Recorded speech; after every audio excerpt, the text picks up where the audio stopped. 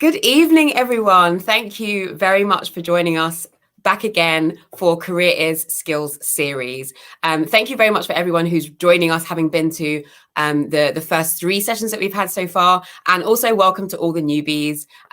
Very, very, very pleased to have you with us.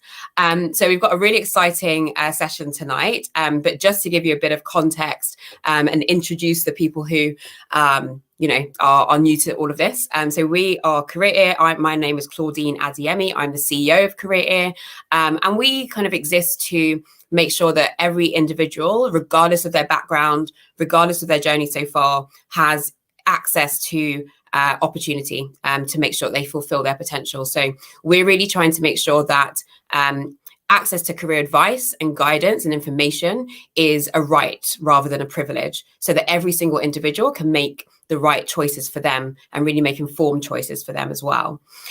So we have something for everyone with our platform. It's a web app. You can access it at careerear.co.uk.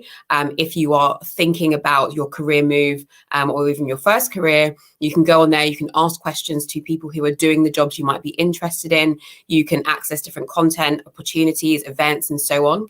If you are interested in giving back to an individual who's thinking about their career, whether they're a young person and first-time career seeker, right the way through to if they're thinking about changing career and doing something very new, you can jump on the platform too. Your experience and your advice would be most welcomed by our community. So do jump on and answer questions and share your own experience and insights and so on.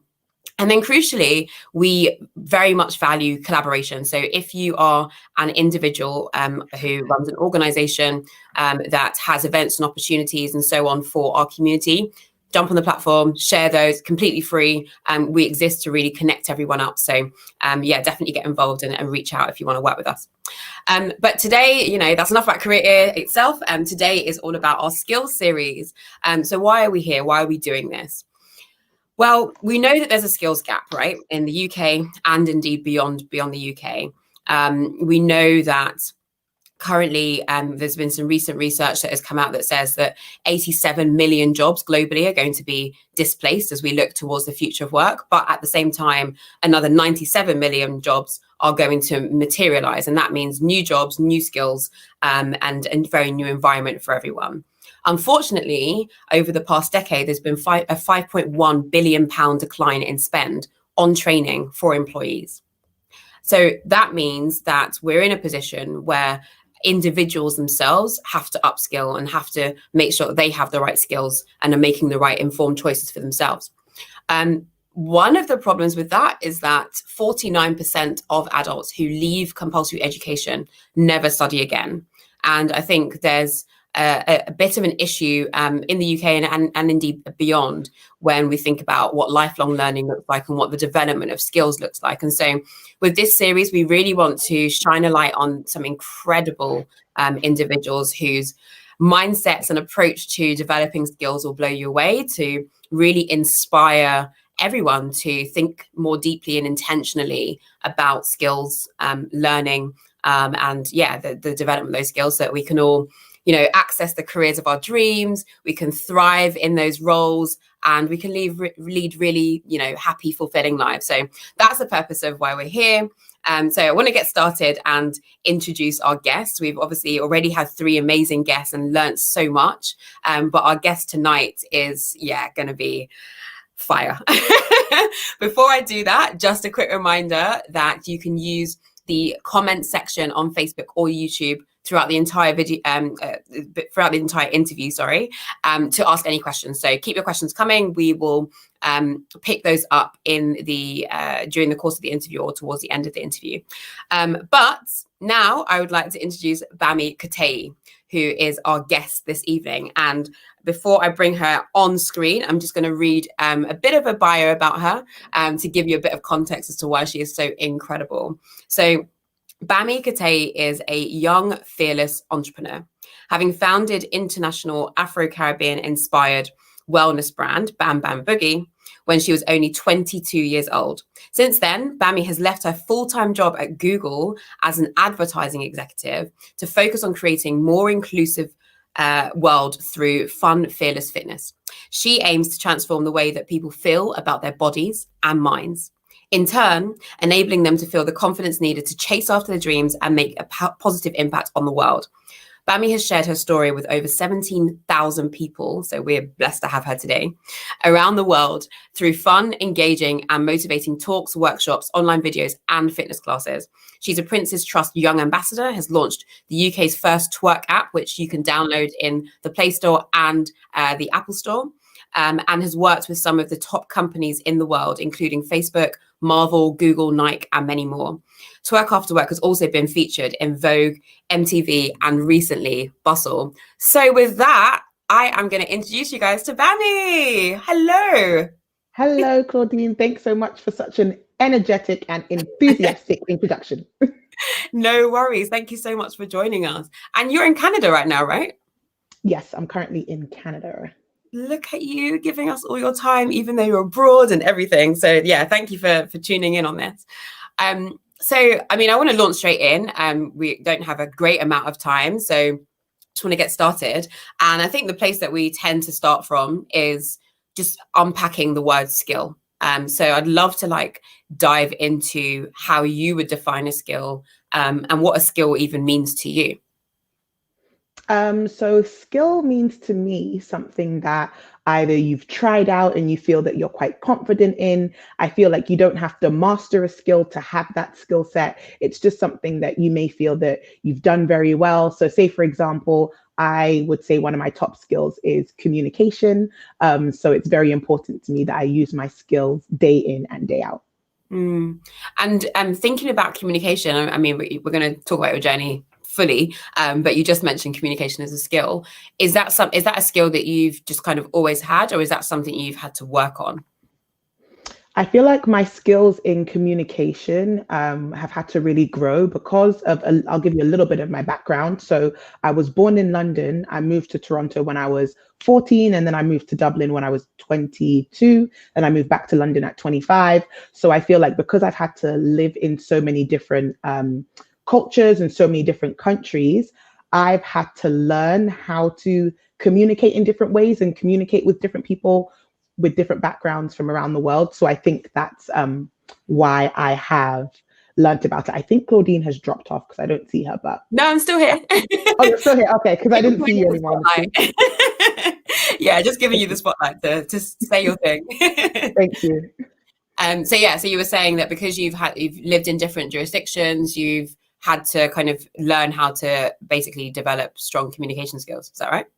Yes, exactly. And communicate with all different types of people from different walks of life. So I've realized that if I want to get my point across, or if I want to get my way, I need to know how to communicate correctly. So yeah, that's why. Yeah. And so just thinking about your journey now, so going right back to the very beginning, if you were to reflect back now, what's your earliest memory of developing a skill? What did that look like for you? My earliest memory of developing a skill, I'll go back to communication because that is the skill that I use all the time. It's the one that I'm so passionate about. I remember being in primary school and we would have to do acting classes. And I always remember being the first person to put my hand up and be so excited to go and present my idea or go and do an improvisation skit. So I remember that doing these classes helped me feel more confident about myself. And then in classes whereby I wasn't as strong, so say maths or English class, I felt more confident to put my hand up because I had developed that communication skill in something that I found fun and that I found interesting. So I'd say probably around the age of, I think 8 years old, 8, 9, 10 years old is when I had my first memory of developing that communication skill and thinking, oh, I'm pretty good at this. Let me keep talking. And so at the time of developing that particular skill, would you say that you were very conscious that you were developing communication skills? I'd say from a young age, I wasn't very conscious that it was communication. I just was always known as the chatty patty. So someone who's very chatty in the class clown. So I just saw it as a way to make friends. But it was only until I entered the job industry and started working in retail that I realized, oh, all these conversations that I was having in class actually helped me to become an excellent communicator. Yeah, and going back to the, I guess, the drama session type experience that you had, which allowed you to develop those communication skills. What was it in particular about those experiences that allowed you to develop those, and how did that look over time?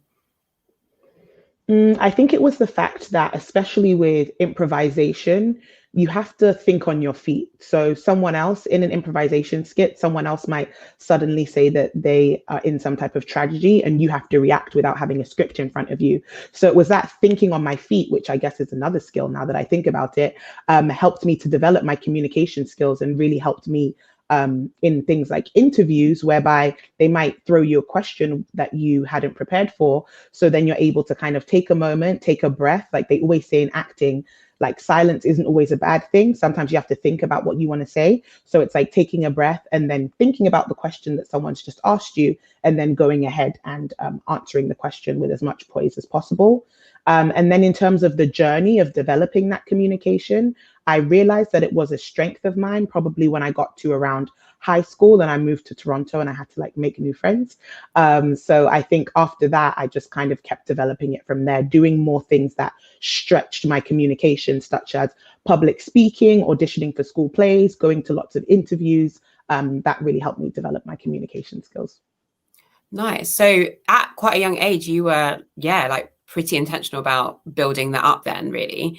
And you were saying that you were in Toronto and then kind of moving to Dublin. So during that time and during that transition, that's when you were doing public speaking. How did you even get into a position where you could deliver any kind of public speech? In terms of, so do you mean in terms of the preparation that I did or kind of the networks that I was in? So yeah, I guess if it was network based, but as in like, how did you get the opportunity to deliver any kind of public talk? Yeah, so it definitely was the networking piece, which I found. So because I just love to talk and I love chatting and meeting new people, I would end up just telling my story to others, like just in general conversation, maybe during like lunch chats. And I remember there was a girl I used to work with at Google. Her name was Esther. And we were just having a chat one time after lunch. And I was explaining my whole journey with Bam Bam Boogie and feeling kind of displaced in Dublin. And she was like, oh, we're actually organizing something similar to TEDx. I think you would be amazing and it would be really good for you to share your story with the rest of the company.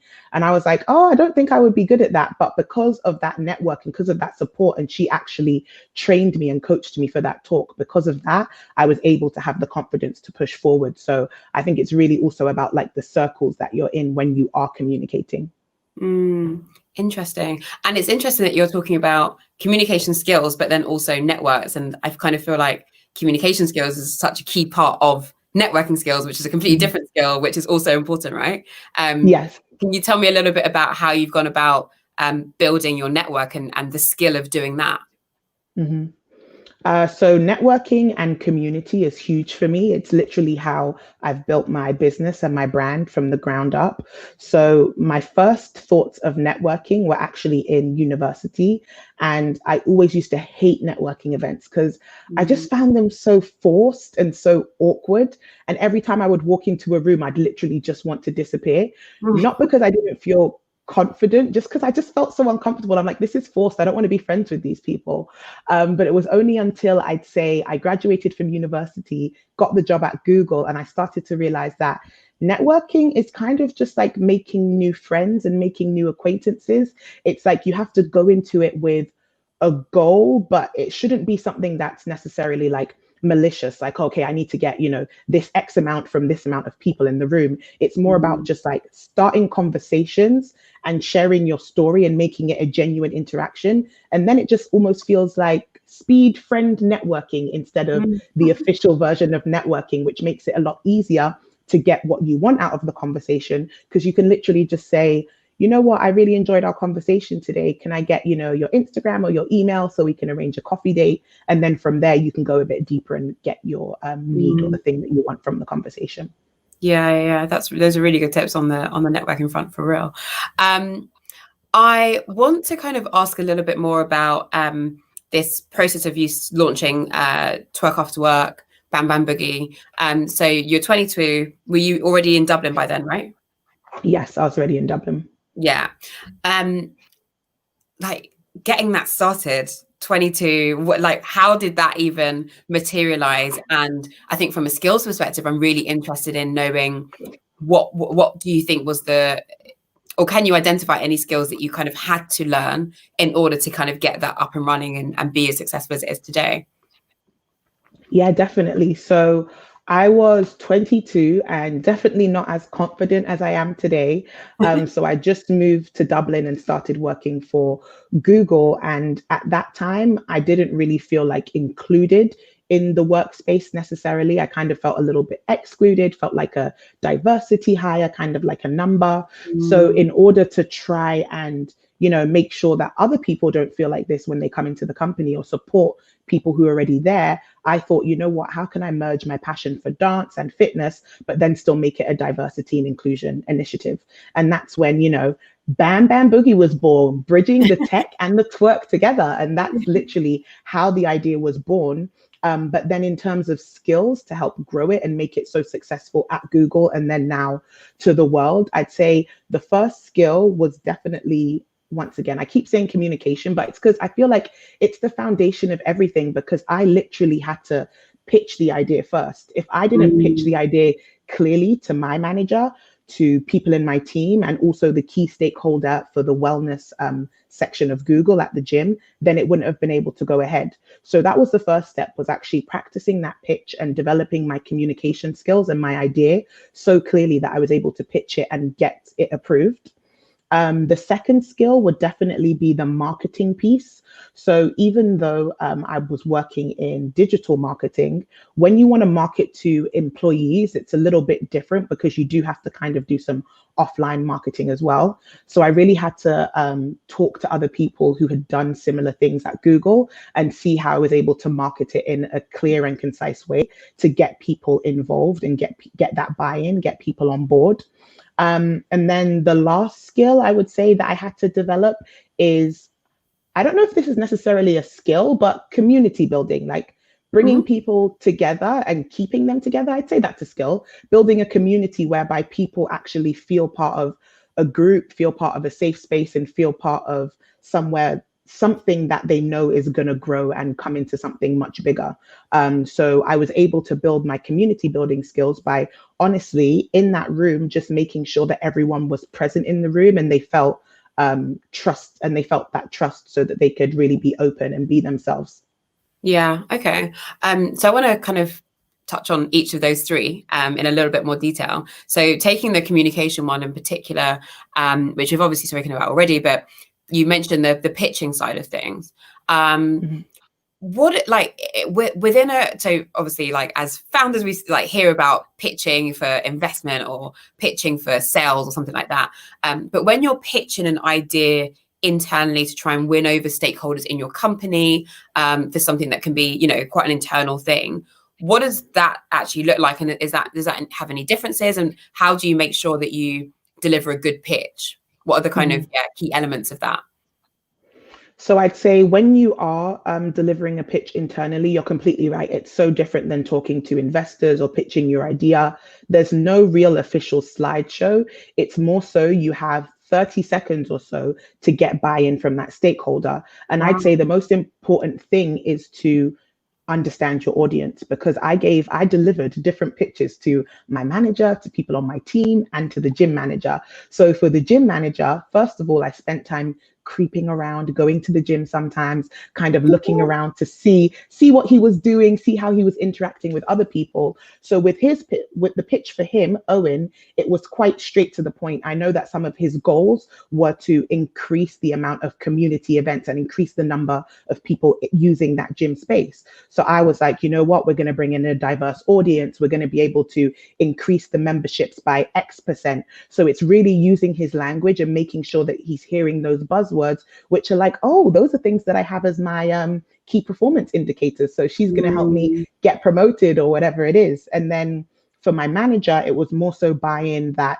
this isn't going to take away from the team. This is actually going to add to the team, because it's going to show that we are a team that is passionate about diversity and inclusion, and that we don't just talk about it, we actually create initiatives that make a change. And then last but not least would be my team. And to get buy-in from them, it was more so me telling them, you know what, because I used to be the operations manager for our team as one of my projects. So I was like, you know what, if you join my classes, I'm going to let you finish a little bit early on Thursdays so you can go to the gym, get changed, and come to my classes. That's brilliant. And so just a straightforward bribe then on that one. Yeah. Nice. And so really, like, for a lot of those, really, it's, and even the bribe, it's understanding what makes that person tick and what they care about, and then making sure that the messaging fits with what they care about, so that they're hearing the right things, and you're promising them, and obviously then have to deliver, but promising them that they are going to get the results that they have on, you know, their plate, or the goals that they want to achieve. Exactly. You always have to know your audience in all scenarios. Even if you have a business, even if you're pitching to stakeholders or investors, you still always need to really research and know your audience. Yeah, interesting. And then so for the marketing, so you were talking about, obviously you're pretty damn good at digital marketing. I see it all the time on Instagram with very captivating videos. I get a bit distracted sometimes when I'm supposed to be working, but you spoke about having to learn how to do the offline marketing piece. How different was that than to, I guess, like networking and just having conversations? What in particular did you have to do for that? So for that, it was definitely more like hands-on. So less Miss Chit Chatty Bammy. It was more about me actually sitting down and coming up with ideas by looking at what other people had done, looking at companies like Zumba, other aerobics classes such as Jazzercise from back in the day that had done well, and seeing like what exactly was their buy-in, what exactly was their message, and how can I translate that into what I'm doing, and then kind of spread it all over the Google campuses. So it was really taking time to research and understand also more about flyers and posters and where people's eyes go on the poster, what colors would be good for the branding.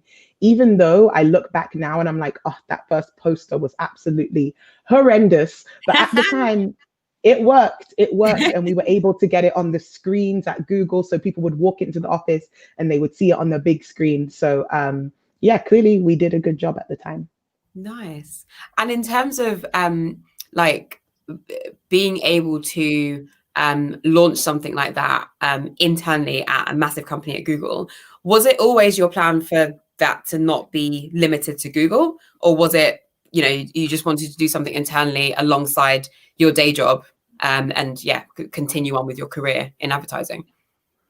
Yeah, literally, just like what you said, I thought that it was just going to be something that I was doing as a 20% project, whereby I would spend my time doing this diversity and inclusion project. And I just thought to myself, you know what, if it works out, it works out. If it doesn't, it doesn't. Things change so fast at tech companies. So you can literally change your project every quarter if you want to.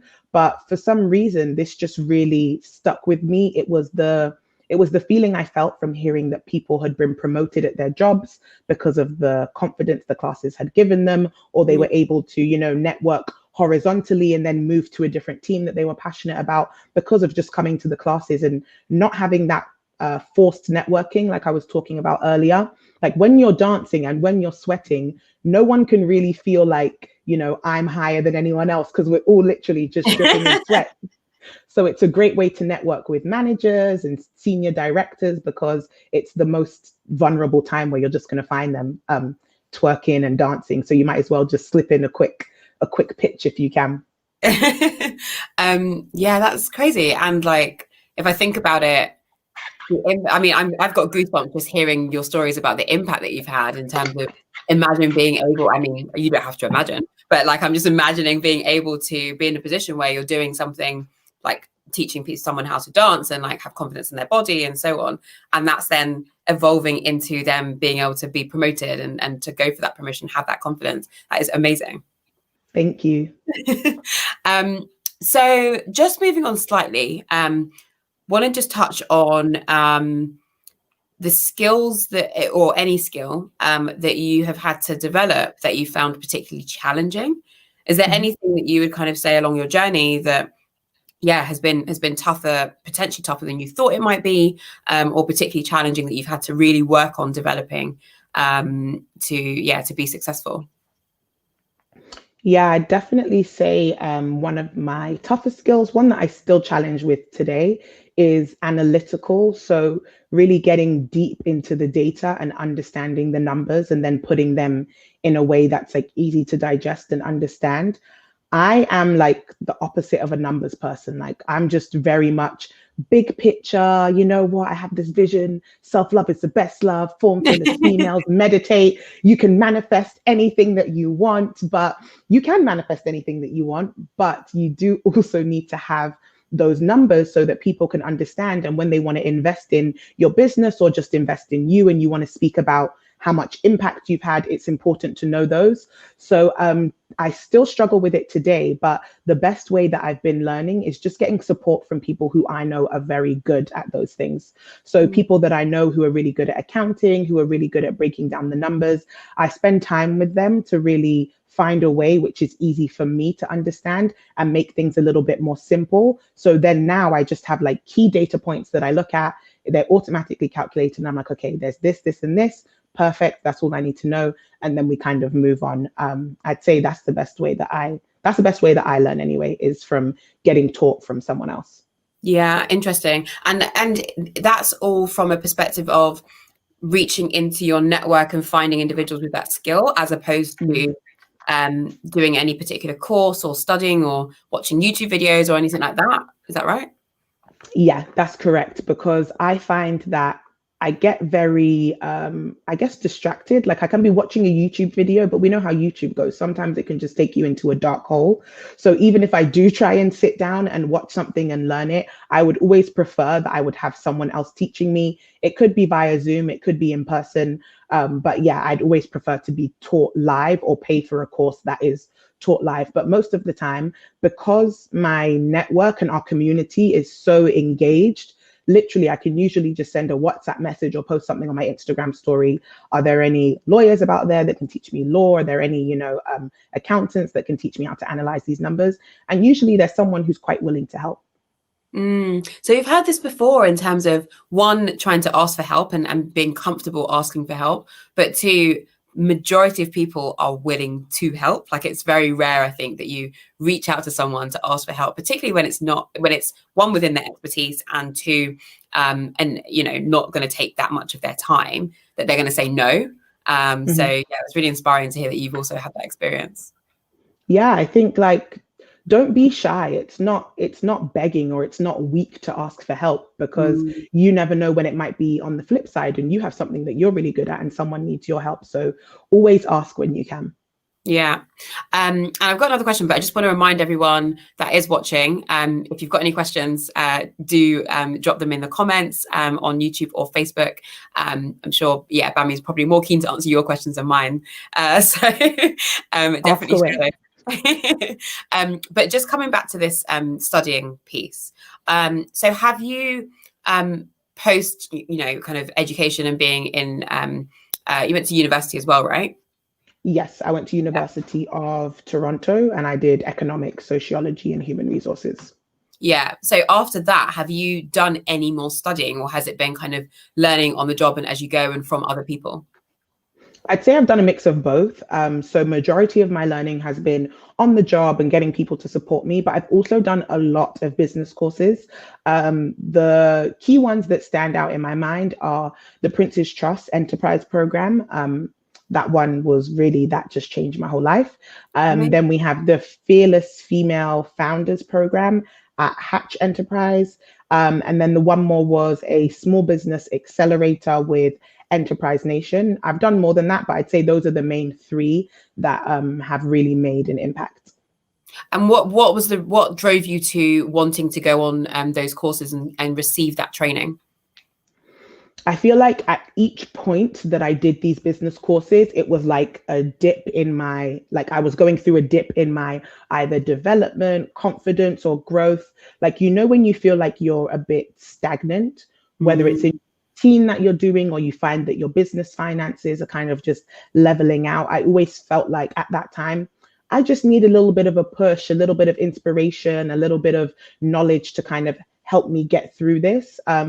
So the main thing I'd say I learned from the Prince's Trust program was franchising.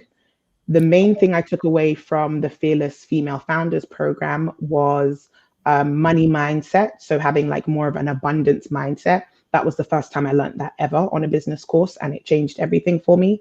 And then for the Small Business Accelerator program, I'd say the main thing that I learned was more so around products. So actually selling products on, say, Amazon or Shopify, another merchandise site, e-commerce. Yeah. Yeah. Okay. Interesting. And do you think there needs to be a balance struck between the skills that you try and kind of intentionally learn and develop and work on, compared to surrounding yourself with a team or with colleagues that have those skills that you can effectively refer to? So is there, if you haven't got a skill, is there any point in trying to develop it, and what's the value of that?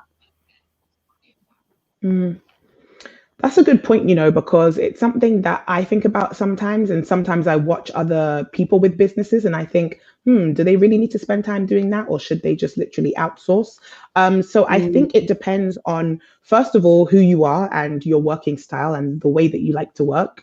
Things change, right? So when I first started my business, I was that person that wanted to be able to do everything and know everything, so that when I do hire someone, I know the standard of the work that I want done and the quality of the work that I want done and the price that I'm going to pay for that. Because at least if you know, for example, digital marketing, if you know how much hours it really takes to do the campaign that you want, you know that you won't, you can just say, wasn't that long. You better lower your chest there. You better lower your chest.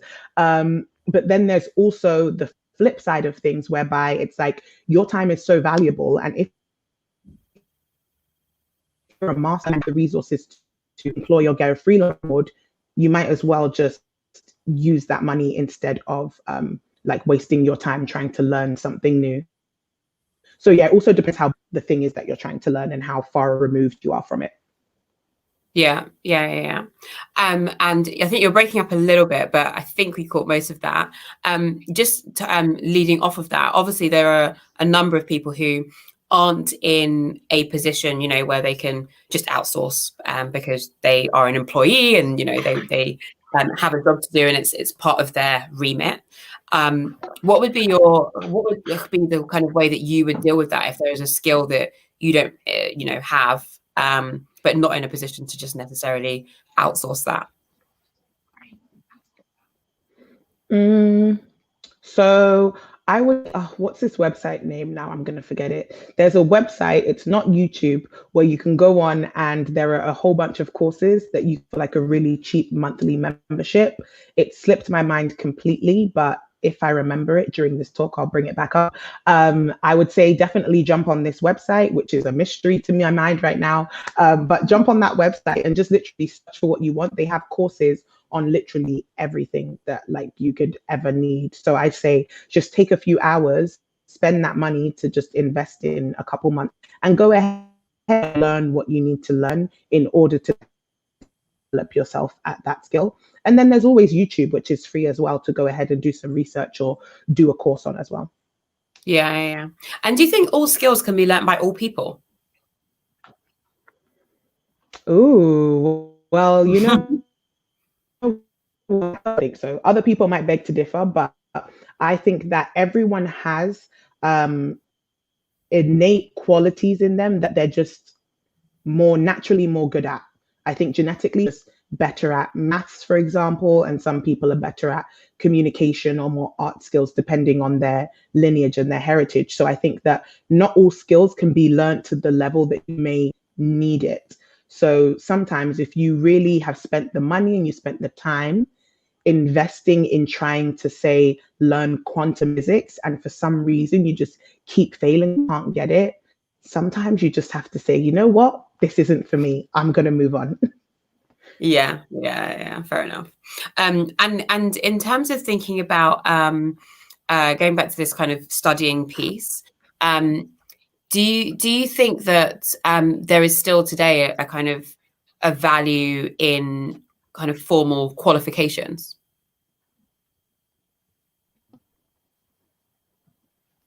Oh, I think we are frozen. Yeah, I think Can we you see are. me? I can see you. Can you see me? I can, yeah, I can see, I can hear you now, but someone put it in the chat, but hopefully it's back connected now. Yeah, hopefully. So did you catch my question? So I repeat my question. Mm-mm.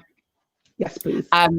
So yeah, I was just saying, in terms of thinking about the that studying piece, do you think that there's still a lot of value in having recognized qualifications, or do you think that we're moving to a space where actually the qualifications per se doesn't matter? It's about whether you can actually do that particular job.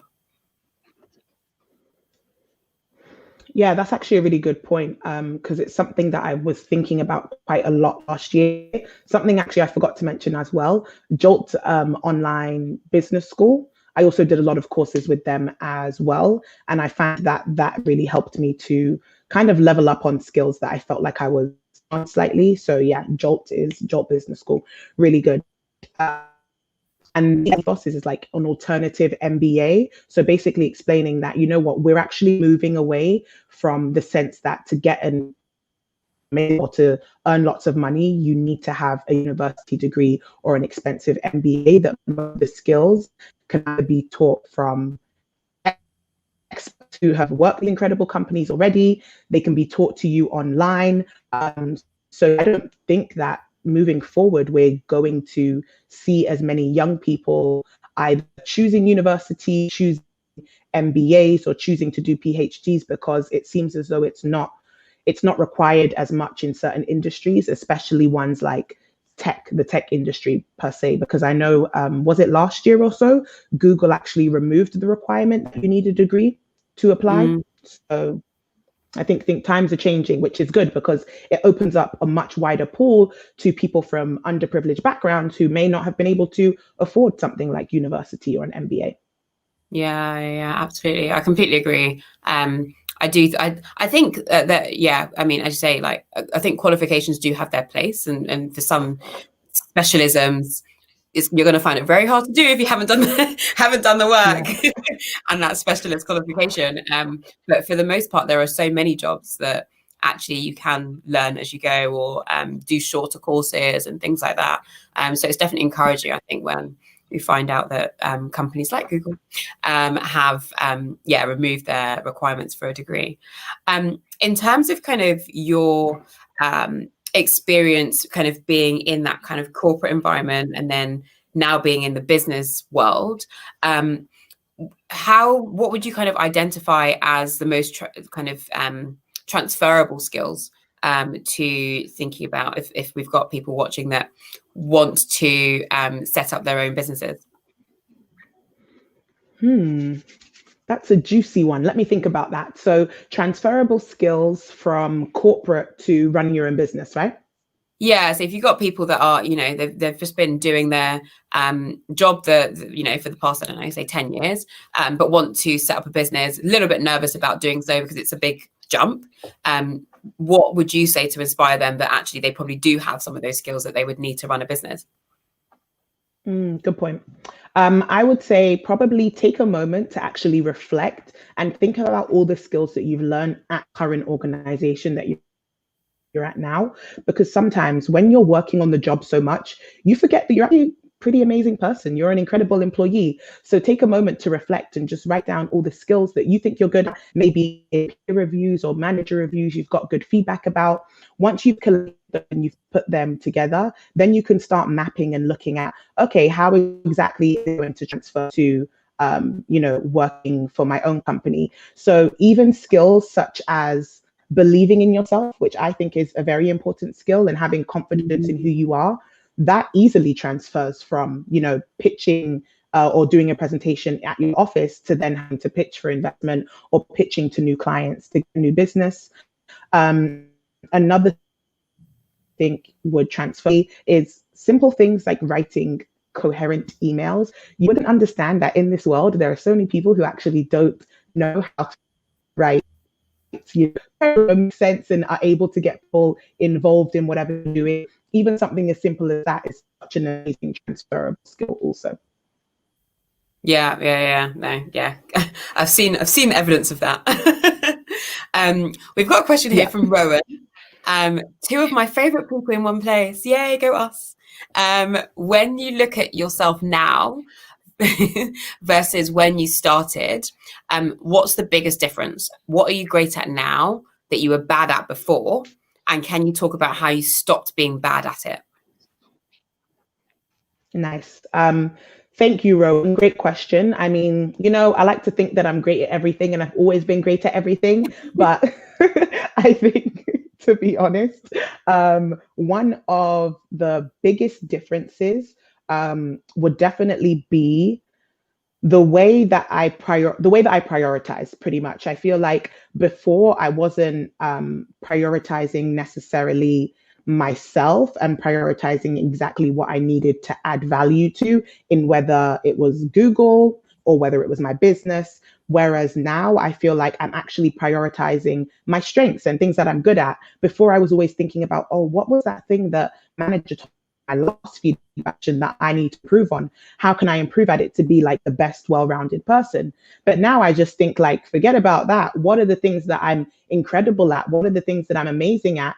Let the world see that first, and then we can worry about the other things later, because you always want to get that initial buy-in. You want to get people interested in you. So if I came on here and was like telling everyone, oh yeah, I'm not, these are all the skills I don't have, Claudine would be like, why are you here today? So yeah, it's important to kind of put the things that you're good at, put the things you're good at the forefront. So what exactly was I bad at before? What was I bad at before? Let me actually think about this one. You know what I was bad at before? I was bad at specifically explaining exactly what I needed. So even though I can talk for days, I wasn't good at like succincting this information and putting it into like one sheet. Now I'm really amazing at that, but that's because I've had to explain my business to different people so many times. So the way that I've been able to improve it, every time I send over one page or my bio, I always make sure that I get feedback on it. And then from there, I've been able to say information much tighter and explain things a lot better now. So yeah, I'd say that's how I stopped being bad at it, was just practicing feedback, reiterating it.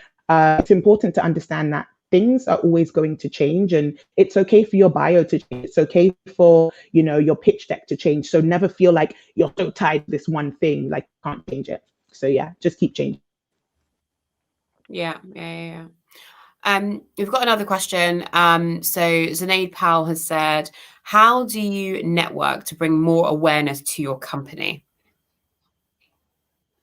Networking piece. Okay, so let me think about the beginning, how I networked. At the beginning, it was definitely very internal. So I was literally just going to as many different corporate events as I could. So say if there was a Black History Month event or there was a Black Googlers event, I would just go to that event and literally talk to people, talk to them about my business and what I'm doing. However, now the way that I network, especially during COVID, because I'm a very in-person person. Like, I love to talk in person, use my hands when I'm speaking. So now during COVID, without that piece of being able to go to networking events and going to events whereby I know I'm going to meet my target demographic audience, I just literally hop onto Instagram and I kill it in those Instagram DMs. It really does go down in DMs. I'd say in a week, I can send like over 200 and something DMs.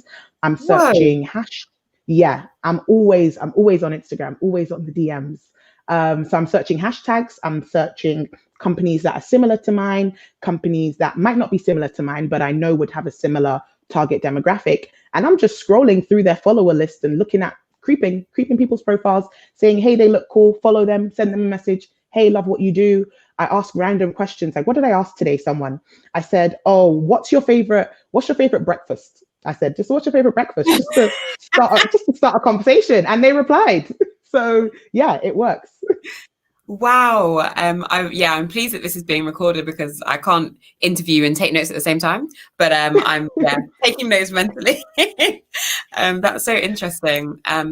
Yeah, and super interesting about, like, I guess the work that you don't see. So like people see you on your Instagram feed, or will see you teaching a class, but don't see that work that gets put in with sending 200 DMs on Instagram a week. And obviously that's not even the full breadth of all the things that you're doing to be successful. So Literally. kudos to you. Thank you. Whilst we're waiting for any other questions, I do have one question that I have to ask you about. Okay. Working as a skill. Bami. I knew, Claudine, I knew this was coming. I'm looking at the time. I'm like, is she not going to ask you about twerking? No, oh, honey, I'm definitely asking you about this. How did you learn how to twerk? Where did that come from? How did you develop it? How did you become so good? So tell me everything. So I learned to twerk. My first memory of learning to twerk was when I was 14 or 15, and it was after I thought you were school. going to say 4 years old. I was like, No. 14, 15. That's my first memory of me twerking. But I definitely saw my grandma twerking when I was way younger.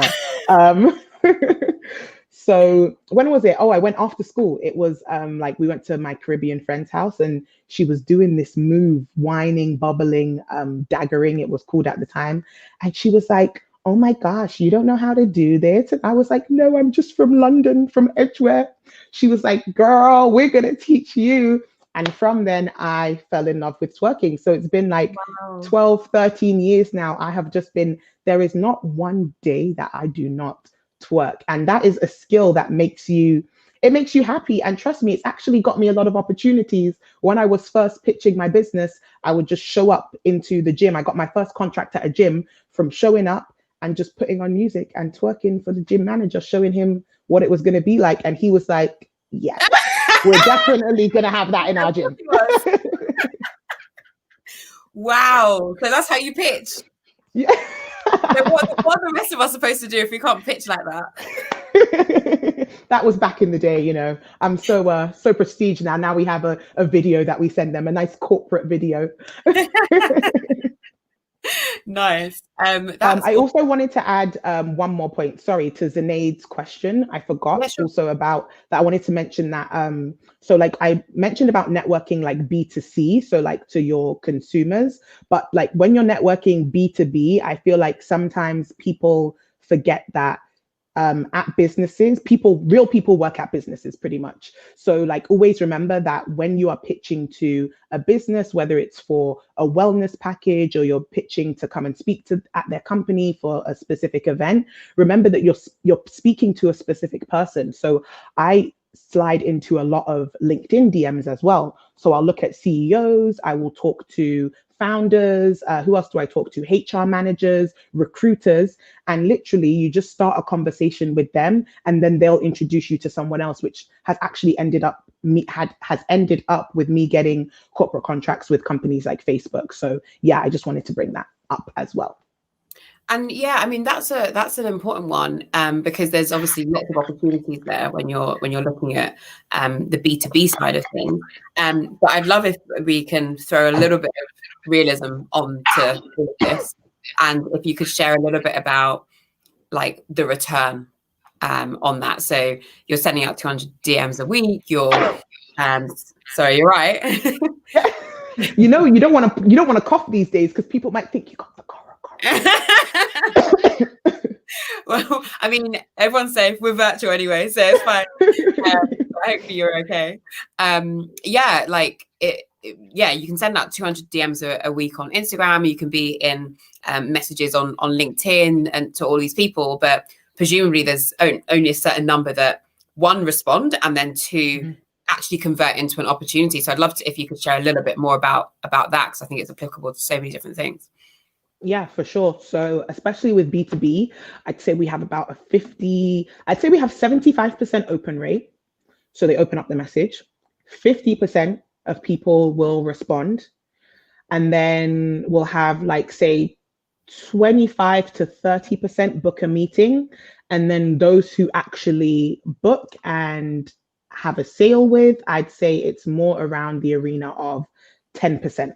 So you can see how that just slims down at each level of the funnel. It just gets smaller and smaller. So of course, the more that you DM, the bigger your funnel is, the more money you're going to make at the end. So that's why I reach out to so many people, because I understand that it's literally just a game of numbers. And is that something that is that kind of thing, something that you've learned on one of these courses that you were talking about in terms of the business courses, understanding that whole process and the importance of building up that funnel? Actually, no, this is something that I learned from Alicia. She's our corporate partnerships manager that we brought on board this time last year, and she works in recruitment. So obviously she's, you know, when you're a recruiter, you literally spend all day just reaching out, trying to fill these positions. So she taught me that. And honestly, ever since, like, it's just been life-changing, because now I just realized, all right, keep going, keep going, keep going. And it's seen us increase our revenue, especially on the corporate partnership side, from like May to, what month are we in? September, October. From May to October, we doubled corporate partnerships revenue just from sticking with that model. Nice. Yeah, and I guess it goes back to the importance of having the right people around you and the right team and so on. Another question for you. So if we are thinking about your position as you are in now, what would you say is the kind of key skill that you're really working on developing at the moment? So at the moment, the key skill I'm working on developing is sharing my ideas virtually, like communicating my ideas correctly, but like virtually, because it's different sharing something in person versus sharing it virtually. So I'm trying to understand how I can still build that human connection through the screen, because yeah, I found it quite difficult 6 months ago. I think I'm getting better. You can always DM me on Instagram with some feedback. But yeah, I'd say that's the biggest skill I'm working on, is communicating virtually and, motivational speaking, but in a virtual space, because it's hard when you can't see the people looking at you. So even though we have comments, it's like much more, there's energy in the room when you do a public speech in person versus virtually. So yeah, that's what I'm working on. I don't know, how can you put that in one skill? What would that be called? Virtual public speaking, maybe? Maybe. I feel like there's loads of skills where it's very difficult to summarize in one word or two words what they actually are. How do you even go about trying to work on that or improve that? Is that just to kind of keep practicing? Is it, what does that actually look like? How are you going about developing it? So I'm looking at a lot of people that I see do it well. So those would be people like content creators. Content creators do that all the time, because there are these incredible YouTubers that have millions of subscribers, and they've been able to build a connection and build a community with people that they haven't even met before, over time. So I think that's the main way that I'm doing that, accepting opportunities like this where I get to practice, it's recorded, and then I watch it back. And yeah, doing the classes literally every day helps me to learn more about virtual public speaking. But I don't think that there's a course on this, but if there is, I can always look it up, but I haven't seen it so far. I mean, it sounded like you're going to be able to deliver that course yourself soon. So you fill the gap in the market. But that's really interesting, though. This like idea about observational skill building.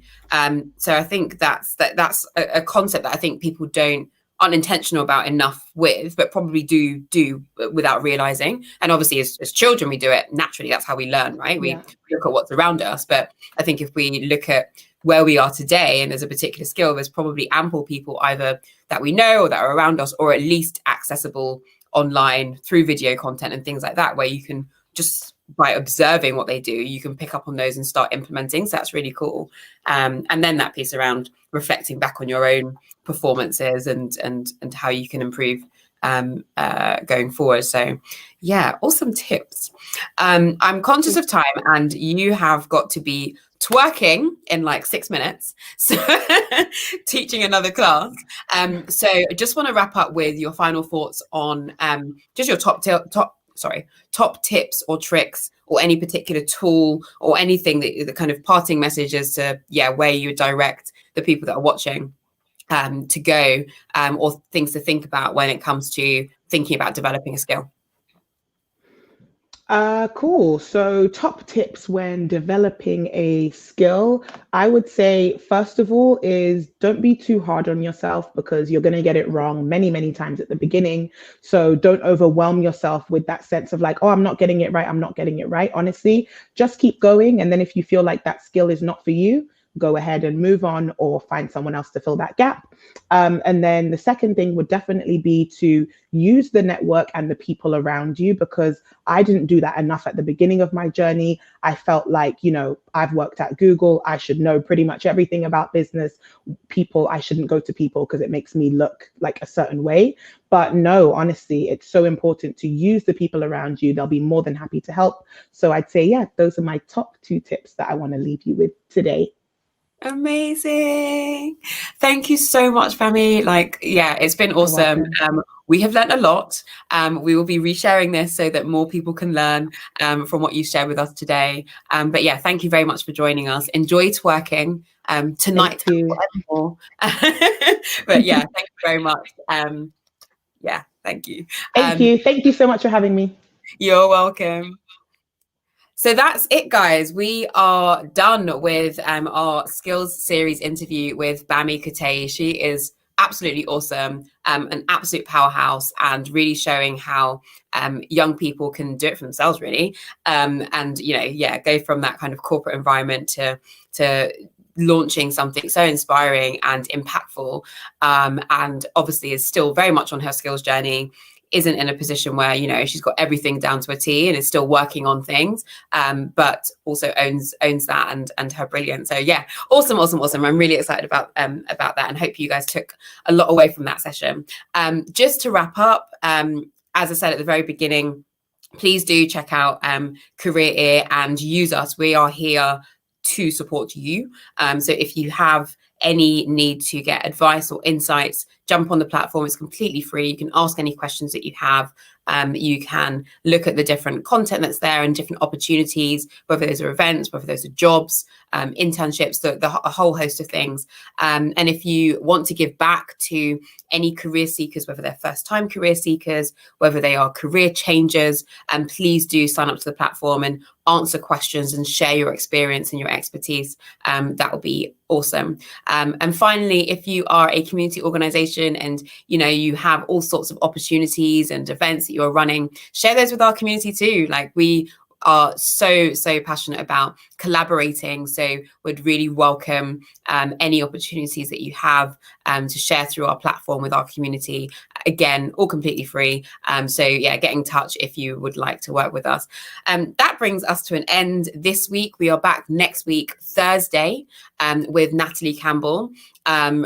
She is quite something. Her career has been incredible. Please do look her up before you join and have your questions ready, because yeah, that session is going to be incredible. She's currently the CEO of Belly Water. Most of you will recognize that water company.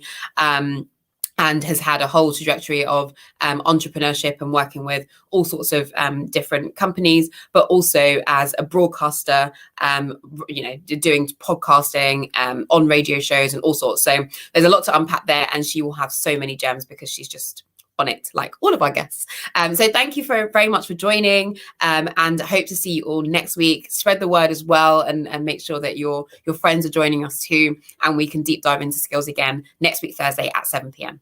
Thanks very much. Good night.